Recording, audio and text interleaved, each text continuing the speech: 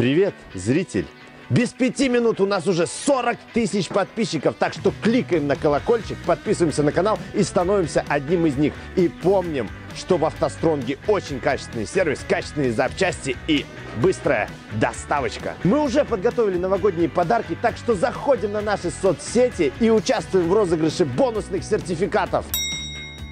Ну а сейчас долгожданный, надежный, популярный встречаем К4М. Большая компания Renault создает подходящие двигатели для всех регионов, в которых представлены ее автомобили. Если Европа уже перешла на турбомоторы и моторы на электротяге, то бюджетные модели, такие как Duster, Sandero и Logan, довольствуются атмосферным 1.6 К4М. Этот двигатель проходит проверку временем с 1999 года. Сейчас он ставится на Renault Logan, но мы разбираем мотор, который приехал из Европы, стоял на Renault Scenic 2 2007 года с пробегом 170 тысяч километров. Среди модификаций двигателя есть версии с фазовращателем, который установлен на впускном распредвале, и управляющим клапаном, который установлен непосредственно в ГБЦ. Что можно сказать о надежности? Двигатель К4М очень живучий. При грамотном и нормальном обслуживании он может пройти 400 и даже 800 тысяч километров. Практика показывает, что при эксплуатации в суровых условиях СНГ и на непонятном топливе этот двигатель может выдержать огромные пробеги. Но неприятности с ним все же случаются. И сейчас мы подробно вам об этом расскажем. На катушках зажигания при длительной эксплуатации рассыхаются вот эти изолирующие резинки. Если они рассыхаются, то начинаются пропуски зажигания. Течь масла по сальнику коленвала, клапанной крышке, ее крепежным болтам, а также по прокладке поддона является обычным явлением. Также помпа в этом двигателе может дать течь. Если двигатель начинает вяло и с опозданием реагировать на акселератор, то надо диагностировать датчик абсолютного давления во впуске. Если К4М дергается при трогании, либо обнаруживаются провалы в тяге, то всему виной может быть бензонасос. Либо его моторчик изношен, либо забита сетка топливоприемника. Также всему виной могут быть свечи, либо катушки. А вот если двигатель не заводится и отсутствует искра на свечах, то причиной может быть неисправный датчик положения коленвала. Бывает, двигатель не заводится из-за ослабления клеммы на стартере, выгорания клеммы на бензонасосе, а также поломки его моторчика. Если не уследить за ремнем генератора и допустить его обрыв, то можно попасть на двигатель. Его частички попадут на зубчатый шкив под ремень ГРМ, что вызовет перескок и, соответственно, встретятся поршни и клапана. Также такая неприятность происходит при разрушении демпфера ременного шкива коленвала.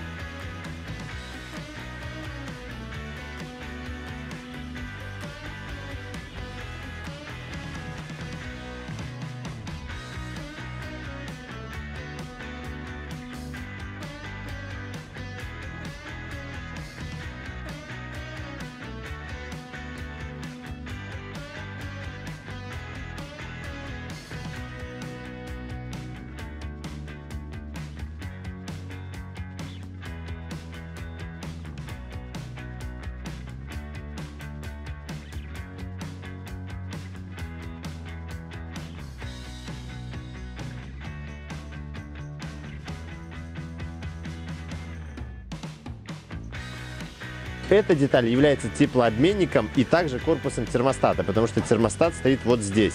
Есть проблема. Вот эти прокладки дубеют, и масса начинает смешиваться с антифризом, либо антифриз начинает гнать наружу. Для решения проблемы надо заменить прокладочку, либо же поменять этот узел на неоригинальный алюминиевый, потому что вот этот пластик может деформироваться.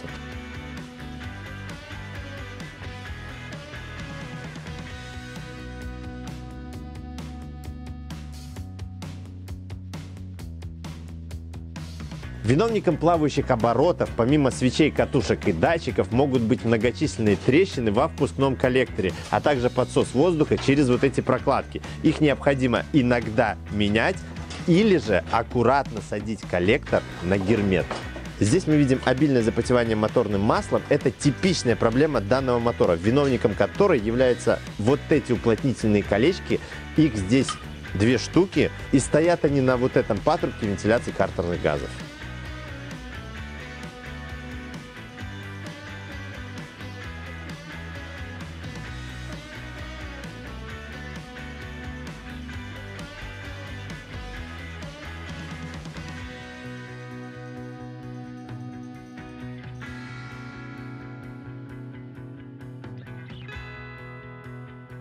На клапанной крышке находится маслоуловитель.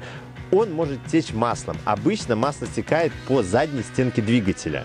Дело в том, что при больших пробегах маслоуловитель надо чистить. И частенько после чистки неквалифицированно устанавливается вот эта крышка. То есть гермет надо наносить не только по периметру, но и по всем стыкам. Только в этом случае не нарушается герметичность маслоуловителя. А вот если не нанести гермет на все вот эти перемычки, то пары масла будут смешиваться с выхлопными газами, и тогда масло будет во впуске. И еще несколько причин масла во впуске. Это перелив масла, езда на высоких оборотах и забитый катализатор.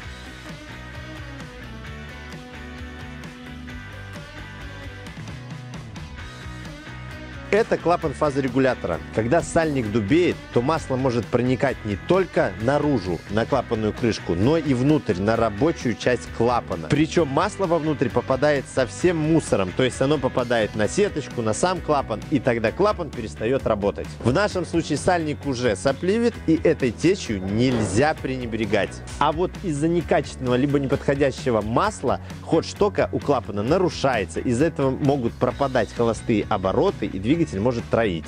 Ну а еще фазовращатель может перестать работать из-за потери контактов в разъеме клапана.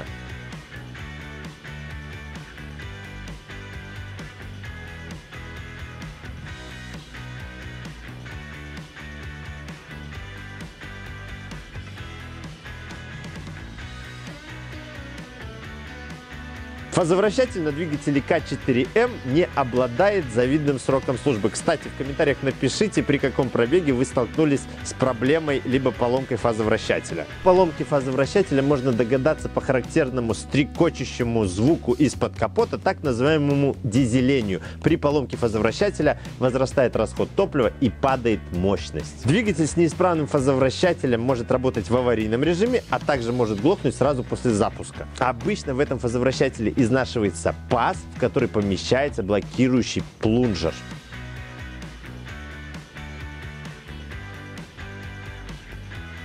Все двигатели К имеют чугунный блок, а за синхронное вращение распредвалов и коленвала отвечает зубчатый ремень, который надо менять каждые 60 тысяч километров.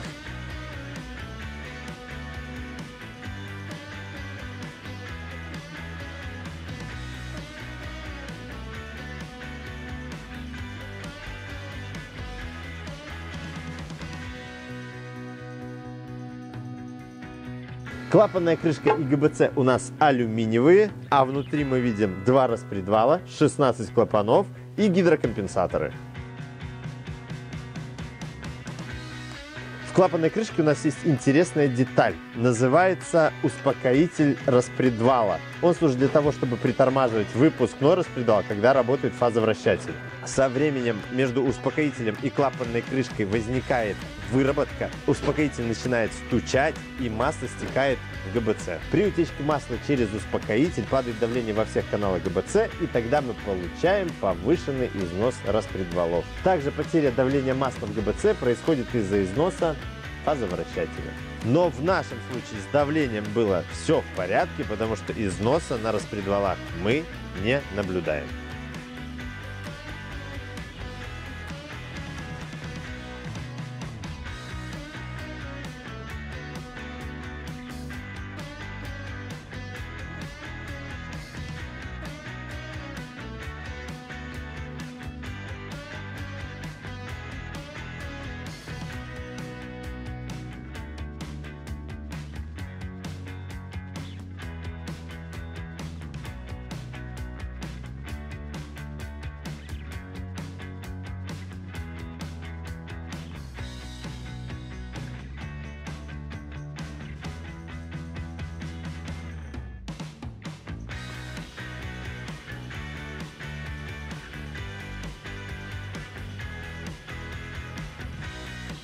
Хон у нас виден, но он очень слабенький. На верхней поверхности цилиндра, туда, куда не доходят компрессионные кольца, мы видим бурт, и он даже чувствуется. Это говорит о том, что цилиндры у нас изношены. Что показательно характеризует износ, это то, что компрессионные кольца не могут собрать масло.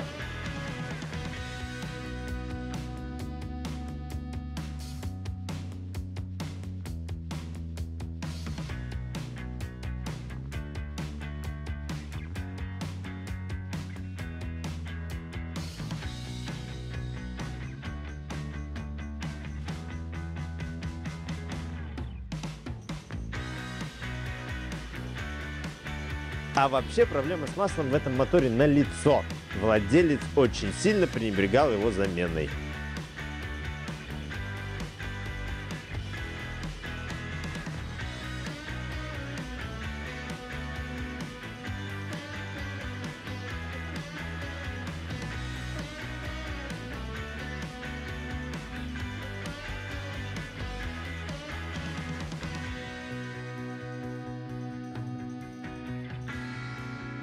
По поршням. Компрессионные кольца у нас подвижны, маслосъемные кольца на всех поршнях залегли, плюс они закоксованы. Но износ вкладышей, он присутствует.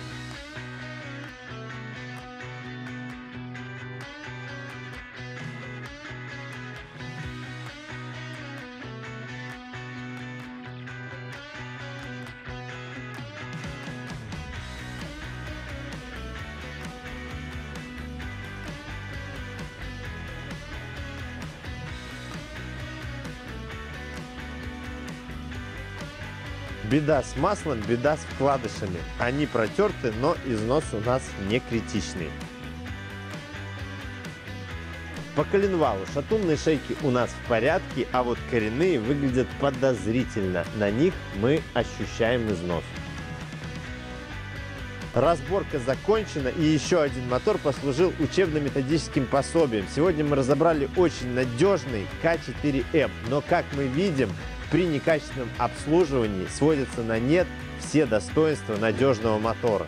Обязательно подписывайтесь на наш канал, заходите на наши соцсети, участвуйте в нашем новогоднем розыгрыше, звоните нам, покупайте у нас только хорошие и качественные запчасти с быстрой доставкой. И помните, с вами была компания «АвтоСтронг».